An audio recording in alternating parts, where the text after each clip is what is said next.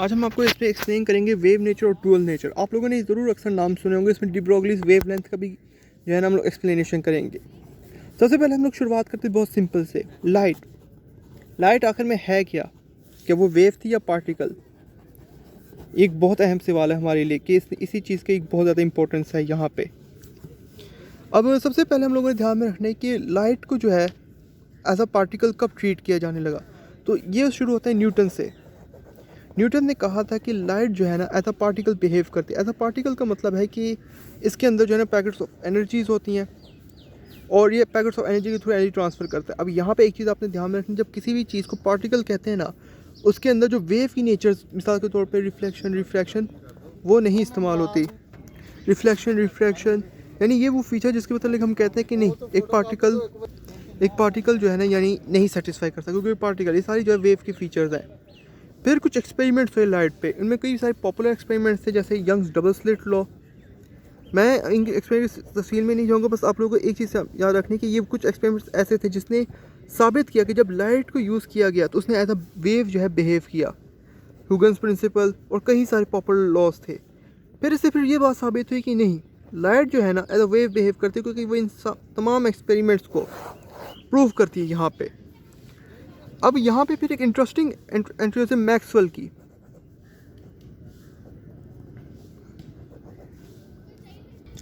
फिर उसके बाद था एक मैक्सवेल। इन्होंने एक एक्सपेरिमेंट किया जिसमें आपको याद समझ पता होगा कुछ को कि इलेक्ट्रिक एनर्जी की वजह से, इलेक्ट्रिक फील्ड की वजह से दरअसल मैग्नेटिक फील्ड जो है बनती है। ये हम सबको पता है। अगर आप जो है सिंपल वर्ड्स में आप लोगों को बस ये ध्यान में रखना है। और फिर यही चीज़ याद रखें, उन्होंने ये भी प्रूव किया कि मैग्नेटिक फील्ड से भी इलेक्ट्रिक फील्ड प्रोड्यूस होती है। उन्होंने सोचा कैसा रहे अगर इनको जो है ना आपस में कंबाइन कर दिया जाए। कंबाइन किस तरह के, एक हिस्सा वेव, एक हिस्सा ऐसा हो कि जिसमें इलेक्ट्रिक फील्ड हो और उसके साथ ही मैग्नेटिक फील्ड हो। यहाँ पे वो कुछ इस तरह बन रहा था हमारे पास कि इसको आप लोगों ने ऐसा हॉरिजॉन्टल लेना है, ये हॉरिजॉन्टली रिप्रेजेंट करता है मैग्नेटिक फील्ड को। अब पेपर है इसलिए मैं अच्छा एक्सप्लेन नहीं कर पाऊंगा, तो लेकिन इतना समझ लीजिए कि वर्टिकली यानी जो है ना इलेक्ट्रिक फील्ड को रिप्रेजेंट करता है यहाँ पे। ठीक है। अब उन्होंने एक इंटरेस्टिंग चीज़ देखी, ये एज अ वेव बिहेव किया। अब आप पूछेंगे इसमें फिर लाइट का क्या ताल्लुक है। उन्होंने जब इसकी स्पीड नोटिस की, इसकी स्पीड एग्जैक्टली सी के इक्वल है, जो कि स्पीड ऑफ लाइट के इक्वल था। अब ये इंटरेस्टिंग था, क्योंकि कोई भी पार्टिकल जो है लाइट की अगर स्पीड से जाए तो उसका एक ही मतलब है कि वो है लाइट। तो इस चीज़ ने फिर एक चीज़ साबित की कि ये कैसे हो सकता है कि ये लाइट है, यानी इस समय साबित हुई कि लाइट जो है एज अ वेव है। हम लोग उसी तरफ बात आ गए, क्योंकि जब हम लोगों ने इसको साबित किया था लाइट को कि लाइट एक वेव थी Huygens principle Young's double slit experiment से, तो ये कौन सी वेव है हमें ये नहीं पता कि वेव की मुख्तलिफ टाइप्स होती थी। इस एक्सपेरिमेंट के थ्रू जो मैंने आपको बताया कि इसका लाइट से क्या ताल्लुक है, इधर आपको आगे जाके समझ आएगी।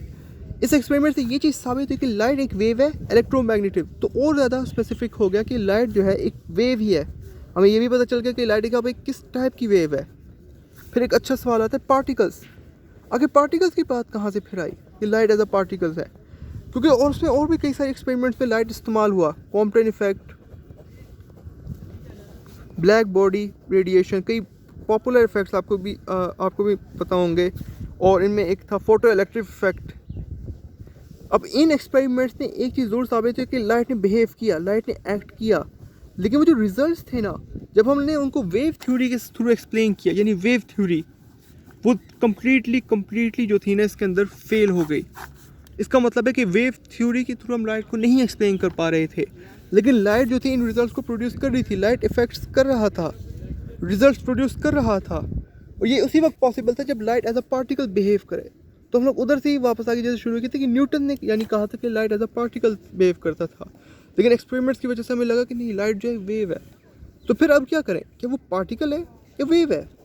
ये एक इंटरेस्टिंग सवाल है, ज़रा खुद सोचिए। एक्सपेरिमेंट में हमने साबित किया कि नहीं, लाइट तो वेव है, लेकिन फिर एक्सपेरिमेंट्स में नहीं, लाइट तो पार्टिकल है। तो लाइट पार्टिकल है या वेव है? इसके लिए फिर हमें गाइड करने हैं मैक्स प्लैंक। इन्होंने कहा नहीं यार, लाइट जो है ना दोनों ही चीज़ है, उसके अंदर लाइट एक डुअल नेचर है। डुअल नेचर इसका मतलब है कि लाइट के अंदर वेव के भी फीचर्स हैं और पार्टिकल के भी फीचर हैं, क्योंकि उन्होंने कहा कि लाइट जो है ना इलेक्ट्रोमैग्नेटिक वेव है। ये उन्होंने कंफर्म कर दिया कि इसमें जो है ना कोई शक नहीं है कि अब क्या फिर हम लोगों को वापस फाइंड करना पड़ेगा कि लाइट वेव है या नहीं। नहीं, उन्होंने कहा लाइट एक इलेक्ट्रोमैग्नेटिक वेव है।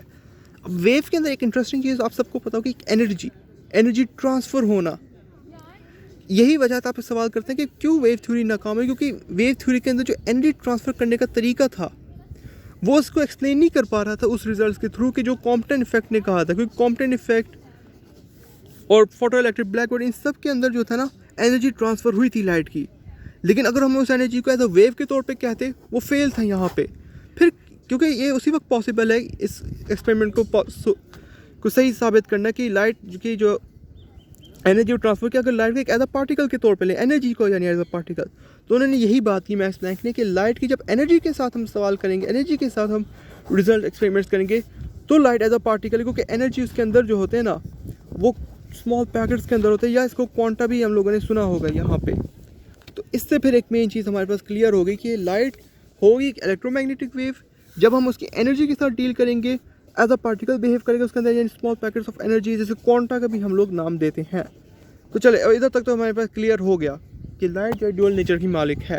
फिर एक इंटरेस्टिंग सवाल आता है कि डी ब्रोगली का इस सबसे क्या ताल्लुक है। ज़रा इसको ज़रा ध्यान से पढ़िएगा। हमने कहा लाइट एक इलेक्ट्रोमैग्नेटिक वेव है, हमने कहा हाँ वो वेव है, वो वेव के जब हम एनर्जी डील करेंगे तो एक पार्टिकल के तौर बिहेव करेगा। हमने कहा यस, क्या इसका ऑपोजिट नहीं हो सकता कि लाइट एक एज अ पार्टिकल के तौर पे अभी बिहेव करिए और फिर वो वेव के थ्रू। ये बड़ा इंटरेस्टिंग सवाल है जो डी ब्रोगली ने किया, और ये बहुत ज़्यादा वाकई में एक सवाल था कि अगर light as a wave behave कर सकती है, जब हम एज अ लाइट के तौर पे रहे, जब एनर्जी के तौर पे कहेंगे तो हम पार्टिकल, तो क्या ऐसा हो सकता है कि लाइट अगर एक पार्टिकल के तौर पे तो उसको वो वेव के तौर पे बिहेव करे। तो उन्होंने जो फिर एक लॉ अपना लेकर इक्वेशन डी ब्रोगलीज वेवलेंथ, वो ये थी यहाँ पे।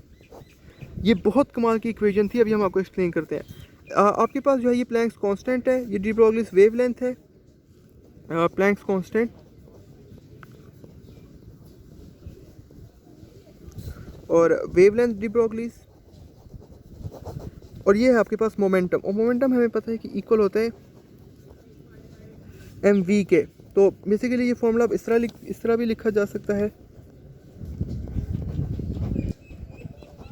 अब इस इक्वेशन का क्या मतलब है, इक्वेशन लिखी क्यों गई है, क्योंकि ज़रा ध्यान से देखिए ये इक्वेशन बहुत कमाल की इक्वेशन है। अगर आप ध्यान से देखें, ये वेवलेंथ है, इसका ताल्लुक किससे होता है, ये रिप्रेजेंट किसको करती है, वेव को। लेकिन उसी की नज़र में अगर मोमेंटम को देखें ध्यान से, मोमेंटम पार्टिकल को, पार्टिकल के अंदर मास, वेलोसिटी सब कुछ होता है, मोमेंटम उस चीज़ को रिप्रेजेंट करता है। यानी ये एक ऐसी कमाल की इक्वेशन है कि जो लाइट का as a wave and as a particle दोनों टाइम पे जो है ना एक्सप्लेन कर रिप्रेजेंट कर रही है, इसलिए इसको हम लोग डी ब्रोगलीज वेवलेंथ कहते हैं। तो याद रखिएगा डी ब्रोगलीज वेवलेंथ इसलिए यूज़ की गई थी कि अगर light as a wave behave करती है और फिर पार्टिकल के बन सकती है, तो वो फिर पार्टिकल से वेव भी बिहेव कर सकती है। और इसका सिर्फ एक ही तरीका है आगे साबित करने का, वो ये कि लाइट एक ऐसी इक्वेशन बनाई जाए जिसमें लाइट को ये दोनों हिस्से रिप्रेजेंट करें, यानी ऐसा ना हो कि सिर्फ एक वक्त में इसे वेव को रिप्रेजेंट कर, एक वक्त में पार्टिकल को नहीं। इसी इक्वेशन कहती है ये एक वक्त में दोनों को जो है ना ये रिप्रेजेंट करती है। तो ये था यहाँ पे डी ब्रोगलीज वेवलेंथ। अगर उम्मीद करता हूँ समझ आई होगी।